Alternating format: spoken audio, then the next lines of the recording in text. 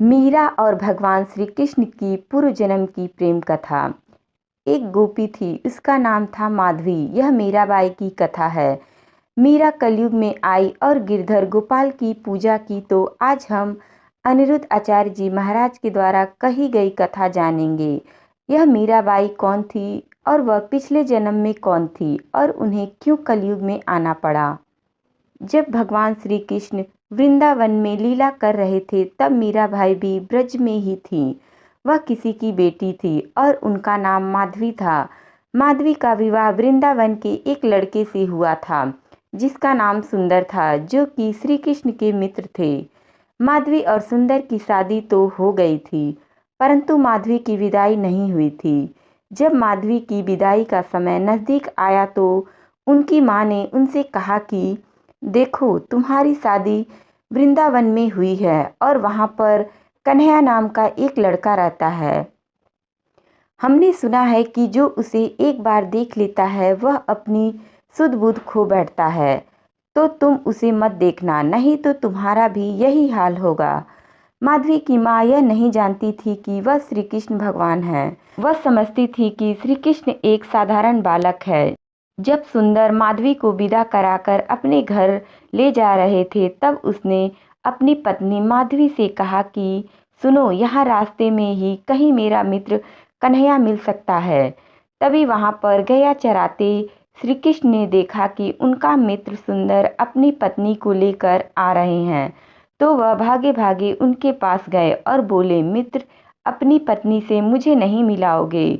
तो सुंदर बोला, अब मैं क्या मिलाऊं, तुम्हारी भाभी ही तो है, तुम ही इनसे मिल लो और देख लो।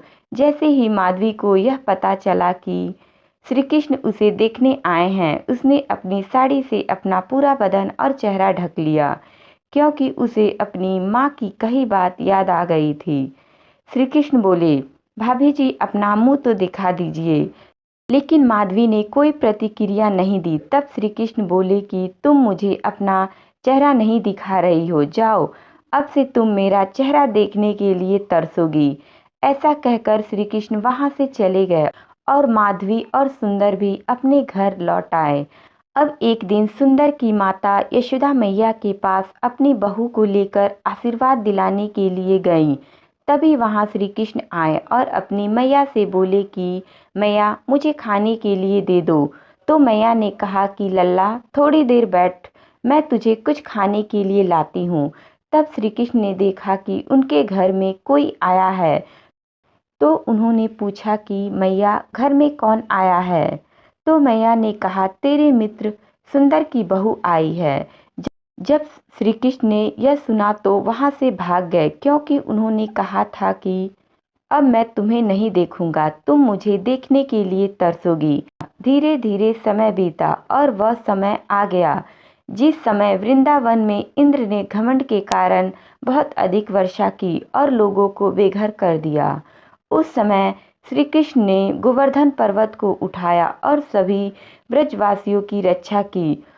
उन सभी ब्रजवासियों में जो गोवर्धन पर्वत के नीचे छिपे हुए थे उनमें से माधवी भी थी, परंतु रात का समय था तो उस समय माधवी श्री कृष्ण को देख नहीं पाई। परंतु जब सुबह हुआ तब माधवी ने सोचा कि यह कौन है जिसने एक उंगली पर पूरे पर्वत को उठा रखा है, और उन्होंने अपनी दृष्टि घुमाई श्री कृष्ण को देखने के लिए, और जैसे ही उन्होंने श्री कृष्ण का मुख देखा वह उन्हें देखती ही रह गईं। उनकी सुंदर सी आंखें, सुंदर मुस्कान और घुंघराले बाल देखकर वह सुध-बुध खो बैठे और रोने लगी और कहने लगी, माँ, तूने मुझे यह कैसा पाठ पढ़ा दिया।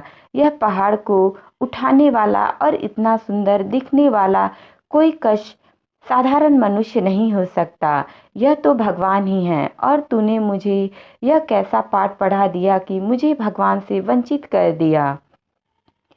श्री कृष्ण को देखकर माधवी मंत्र मुक्त हो गई और 7 दिन देखते ही देखते बीत गए। इंद्र का घमंड खत्म हुआ और उन्होंने श्री कृष्ण से माफी मांगी और श्री कृष्ण ने गोवर्धन पर्वत को जहाँ स्थापित करना था वहाँ स्थापित कर दिया। उसके बाद माधवी श्री कृष्ण के चरणों में गिर गई और रोने लगी और बोली, हे नाथ, मुझे क्षमा कर दीजिए, मैं आपको पहचान ही नहीं पाई। परंतु श्री कृष्ण चुपचाप रहे। वह हैं तो दयालु। उन्होंने माधवी को उठाया और कहा, भाभी क्यों रो रही हो आप? माधवी ने कहा, श्री कृष्ण मुझे क्षमा कर दीजिए, मुझसे भूल हो गई। श्री कृष्ण ने कहा, कोई बात नहीं, हम तुम्हें क्षमा करते हैं, लेकिन आज से हम अपनी किसी लीला में आपको सम्मिलित नहीं करेंगे। इसलिए दोस्तों, श्री कृष्ण ने कभी भी माधवी को अपनी किसी लीला में सम्मिलित नहीं किया, चाहे वह रास या फिर कोई और लीला। जब श्री कृष्ण वृंदावन छोड़कर चले गए तो माधवी को सबसे अधिक दुख हुआ। माधवी बहुत ही ज़्यादा रोने लगी। तब उसे बाकी सखियों ने कहा कि माधवी, श्री कृष्ण सिर्फ तुम्हें ही छोड़कर नहीं गए हैं, हमें भी तो छोड़कर गए हैं। तब माधवी ने कहा कि श्री कृष्ण तुम्हें छोड़कर तो गए हैं, लेकिन तुमने श्री कृष्ण को पहले से ही पकड़ रखा था, लेकिन मैंने तो उन्हें पकड़ा भी नहीं था और वह मुझे छोड़कर चले गए। इसलिए मेरा दुख तुम्हारे दुख से बहुत अधिक है। मैं तो सदा ही घूंघट करके उनसे छुपती रही। आग लगे ऐसे घूंघट को और आग लगे माँ के इस ऐसे ज्ञान को जिसने मुझे श्री कृष्ण से दूर रखा। वह माधवी तड़पते तड़पते अपने प्राण त्याग देती है और वही माधवी अगले जन्म में मीरा बनकर प्रकट होती है और इस बार वह कोई घूंघट नहीं करती। सारे लाज शर्म छोड़कर श्री कृष्ण की दीवानी बनकर श्री कृष्ण की भजन करते हुए गली गली नाचती फिरती है, क्योंकि वह जानती है कि पिछले जन्म में मैंने लाज किया था तो उसका परिणाम मुझे भुगतना पड़ा। इसलिए इस जन्म में वह कोई लाज शर्म नहीं करती है। जब मीरा वृंदावन आई तो सारी घटना उनकी आंखों के सामने सदृश हो गया और वह भगवान के चिंतन करती रहती। पूरा जीवन उन्होंने श्री कृष्ण की चिंतन में ही व्यतीत किया। नाचती गाती सबको न चाहती और श्री कृष्ण की भक्ति में सबको लीन करते हुए मीरा द्वारिका पहुंच गई और उन्होंने श्री कृष्ण की इतनी भक्ति की कि द्वारका में द्वारकाधीश का मुंह खुला और पूरी की पूरी सशरीर मीरा उनके मुंह में समा गई। श्री कृष्ण ने कहा कि पिछले जन्म में हमने तुम्हें स्वीकार नहीं किया था, परंतु इस जन्म में तुमने हमारी भक्ति करके एकदम अपने आप को पवित्र कर लिया है, इसलिए हम तुम्हें स्वीकार करते हैं। दोस्तों, कहानी अच्छी लगी तो लाइक करें, शेयर करें, कमेंट करें और चैनल को सब्सक्राइब करें। Thank you.